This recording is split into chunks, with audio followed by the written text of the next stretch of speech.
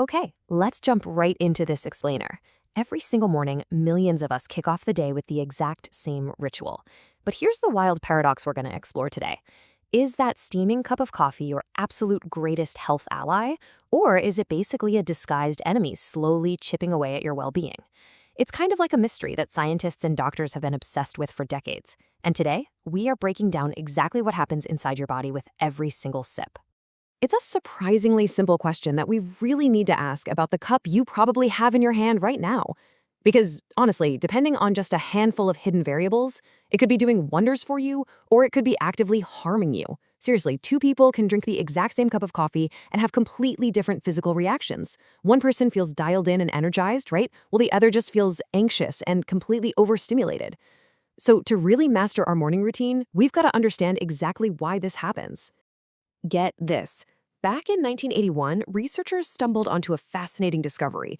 They found that the symptoms of a full-blown clinical panic attack and the symptoms of just drinking way too much coffee, a condition they actually call caffeinism, are terrifyingly identical.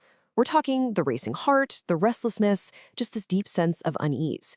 I mean, caffeine is literally the most popular psychoactive substance on the planet, and it starts altering your brain chemistry from the very first sip. If you aren't paying close attention to your own tolerance, the line between a panic attack and your third espresso can be remarkably thin. But wait, flip that paradox around, because a massive study from 2005 revealed something absolutely wild. For a huge portion of the population, coffee makes up a staggering 66% of their daily antioxidant intake. Just let that sink in for a second. 66%. Not from salads, not from fruit, but coffee is literally the single biggest source of antioxidants in their entire diet. It's not just bean water, it's this incredibly complex drink packed with hundreds of natural compounds that are actively fighting off oxidative stress in your body. When you use it correctly, coffee basically acts like a highly trained team of tiny bodyguards for your cells.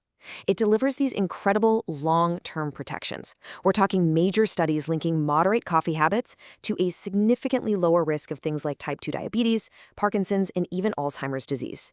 Plus, it's actually one of the few everyday drinks out there that actively supports your liver. It's just constantly working behind the scenes to keep your body's vital systems running smoothly. So how can it be this powerful, health-protecting bodyguard and an anxiety-inducing drug all at the same time? Well, to figure that out, we've got to look at the actual science of the buzz. Because here's the secret. Caffeine doesn't magically create energy out of nowhere. It just hacks how your brain perceives being tired. It all comes down to how caffeine aggressively blocks this little chemical in your brain called adenosine. Now, adenosine naturally builds up throughout the day. It's what signals your body that it's time to slow down, take a breather, and eventually feel sleepy. Caffeine swoops in and intercepts those fatigue signals, and while it's doing that, it's also bumping up your dopamine and stimulating your central nervous system. That's exactly why you get that sudden rush of being wide awake, super motivated, and mentally sharp. But here is the catch, and it's a big one. Caffeine is essentially an energy loan shark. You are literally just borrowing alertness from your future self, because once that caffeine wears off, bam, all that adenosine that's been backed up violently floods your receptors, and you get that notorious brutal afternoon crash. That crash makes you want to reach for another cup just to pay back the loan, which can so easily trap you in this vicious cycle of dependency. Suddenly, you're not drinking coffee for a boost, you're just drinking it to feel normal.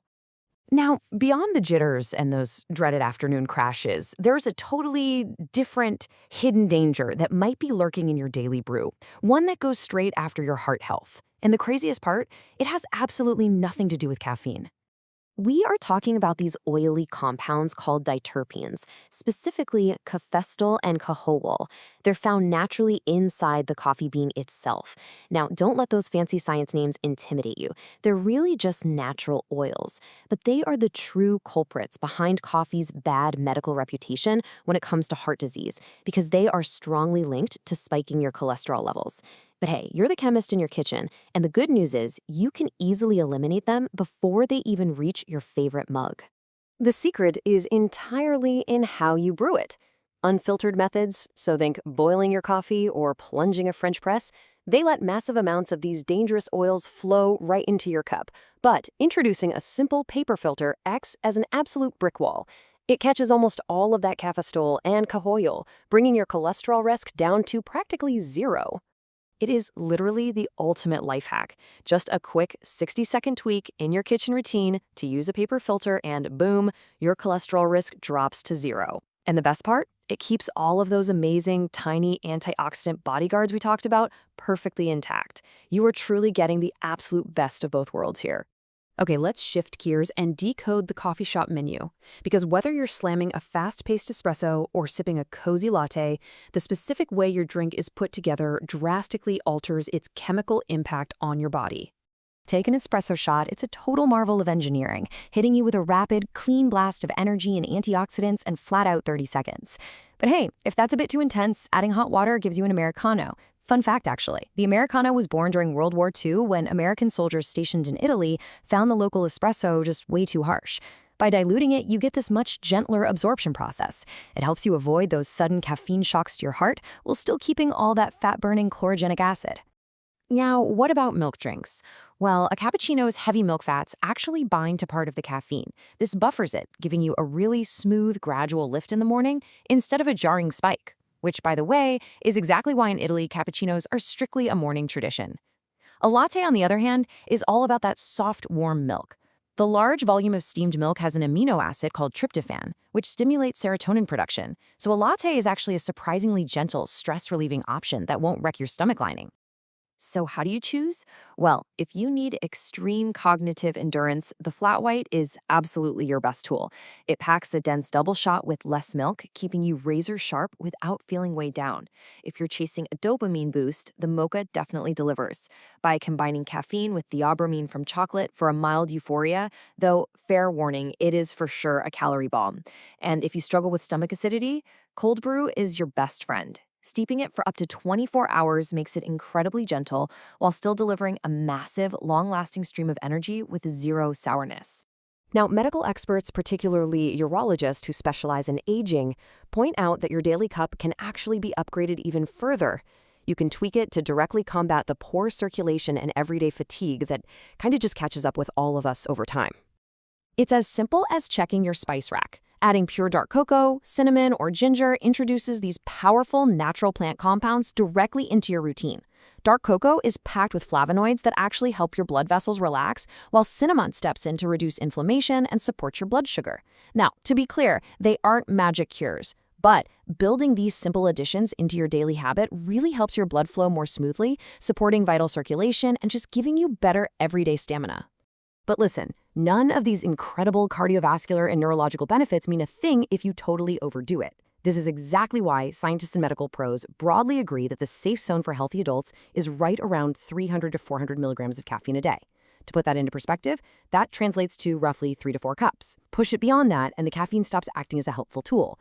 Instead, it starts overstimulating your nervous system, driving up your resting heart rate, and absolutely wrecking your deep sleep.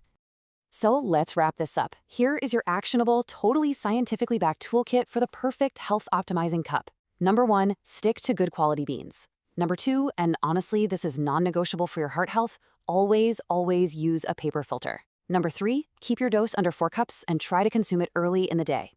And finally, consider sprinkling in a dash of pure dark cocoa or cinnamon to naturally boost your circulation. Armed with all this biochemistry, the choice is entirely in your hands tomorrow morning. Because coffee isn't inherently good or bad, it is just a tool.